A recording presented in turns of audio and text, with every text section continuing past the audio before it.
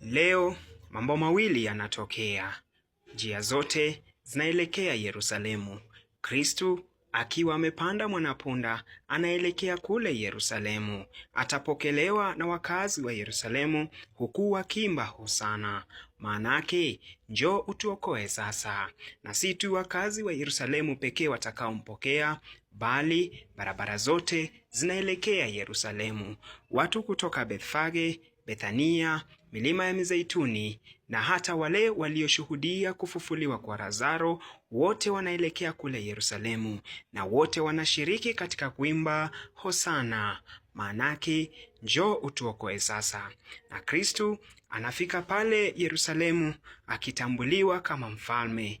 Tofauti na wafalme wa dunia ni kwamba anafika akiwa amepanda mwanapunda. Hapandi farasi kama wafalme wengine walivyofanya, walivyokuwa wakielekea au wakitoka vitani.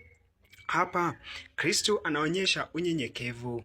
Anaingia Yerusalemu akiwa mnyenyekevu na anafika kama mfalme wao.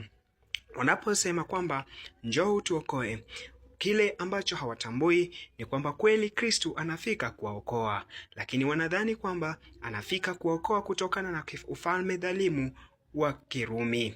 Na Kristo anapofika pale na kutambua kwamba zile sauti au kelele wanazopiga kumkaribisha Kristo, wanapiga bila kutambua Kristo ni mfalme wa aina gani.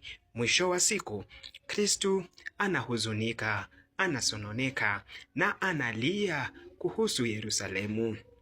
Itambulike kwamba kwenye vitabu vitakatifu ni mara chache au mara tatu pekee Yesu alipolia, na hapa analia juu ya Yerusalemu kwa sababu wanakosa kutambua ile zawadi anayowaletea. Wao wanatambua na kufikiri kwamba wanahitaji kuokolewa kutokana na ufalme dhalimu wa Kirumi, lakini Kristo anafika Yerusalemu kuwaokoa na kuwaletea ufalme wa Mungu. Hivyo basi wataokolewa kutokana na dhambi na kifo. Na hivyo basi leo anafika. Ungana nami hapo kesho tuone baada ya Kristo kufika Yerusalemu leo akiwa kwa mwanapunda akiimbiwa hosana na kuhuzunika jioni yake kwa sababu wamekosa kutambua umuhimu wake. Kesho Jumatatu Kristo atafanya nini? Ungana nami. Baruki.